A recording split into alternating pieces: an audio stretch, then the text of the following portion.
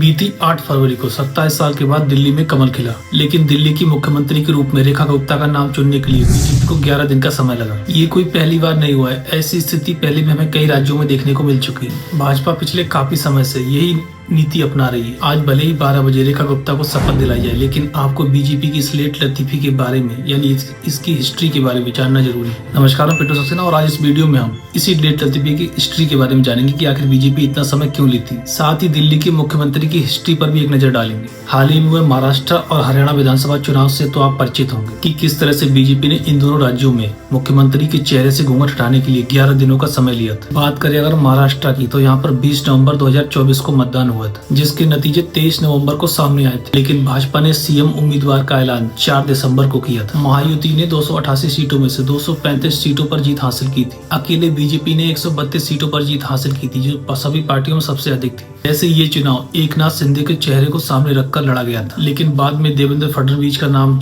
मुख्यमंत्री के रूप में सामने आया। इसी तरह से हरियाणा में पिछले साल 5 अक्टूबर को वोटिंग हुई और 8 अक्टूबर को नतीजे सामने आए, लेकिन 8 दिन तक किसी भी नाम की घोषणा नहीं की गई थी और 11वें दिन नायब सिंह सैनी ने शपथ ली। लेकिन यहाँ पर एक बात साफ थी कि ये चुनाव सैनी के नाम पर ही लड़ा गया था और सैनी ही मुख्यमंत्री बने। हरियाणा में बीजेपी ने 90 सीटों में से 49 सीटें हासिल की थी। ऐसा ही कुछ हमें उड़ीसा के विधानसभा चुनाव में भी देखने को मिला था। यहाँ पर भी 8 दिनों के बाद मोहन चरण मांझी का शपथ ग्रहण हुआ था। ओडिशा में बीजेपी ने 147 सीटों में से 78 सीटों पर जीत हासिल की थी। इसके साथ ही राज्य में पहली बार बहुमत स्थापित किया था। अगला राज्य अरुणाचल प्रदेश, जहां बीजेपी ने 60 में से 46 सीटें हासिल की। इसमें से 10 विधायक तो ऐसे थे जो निर्विरोध निर्वाचित हो गए थे। यहाँ पर 19 अप्रैल को मतदान हुआ था और 2 जून को नतीजे सामने आए थे, लेकिन सीएम का ऐलान 12 जून को हुआ था। वहीं शपथ ग्रहण 13 जून को संपन्न हुआ था। यहाँ 230 सीटों में से 163 सीटें बीजेपी ने हासिल की। ऐसा ही कुछ हमें छत्तीसगढ़ में भी देखने को मिला था। यहाँ मतदान 2 चरणों में 7 और 17 नवंबर को हुआ था। नतीजे 3 दिसंबर को सामने आए थे और सीएम के चेहरे का ऐलान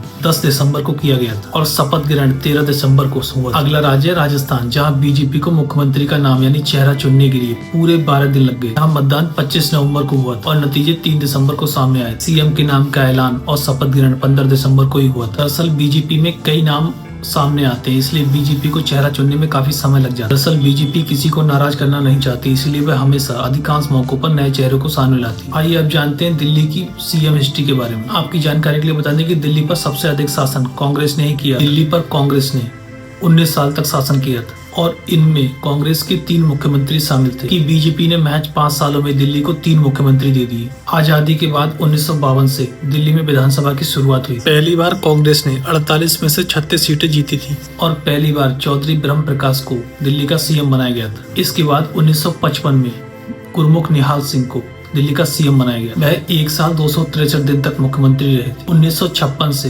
1993 तक दिल्ली का कोई सीएम नहीं बना था और 1993 में बीजेपी की सरकार बनी। बीजेपी ने 70 में से 49 सीटें जीती थी। मदन लाल खुराना को सीएम बनाया गया था और उनके बाद साहेब सिंह वर्मा सीएम बने थे, जो प्रवेश वर्मा के फादर हैं यानी पिता है। और इसके बाद सुषमा स्वराज दिल्ली की पहली महिला मुख्यमंत्री बनी थी। 1998 में दोबारा से कांग्रेस की दिल्ली में वापसी हुई और सीएम शीला दीक्षित 2013 तक दिल्ली की मुख्यमंत्री रही और जब 2013 में आम आदमी पार्टी का उदय हुआ, शीला दीक्षित को हराकर केजरीवाल दिल्ली के सीएम बने थे और इसके बाद केजरीवाल यानी आम आदमी पार्टी ने आतिशी मार्लेना को दिल्ली का सीएम बनाया था और इसी साल 5 फरवरी को मतदान हुआ और 8 फरवरी को नतीजे सामने आए। इसके साथ ही बीजेपी की सत्ता में दोबारा से वापसी हुई और आज इसी क्रम में रेखा गुप्ता मुख्यमंत्री पद की शपथ लेने जा रही। अब देखो आने वाले समय में विकास का वसंत लाने के लिए बीजेपी दिल्ली के मुख्यमंत्री के चेहरे कितनी बार बदलती।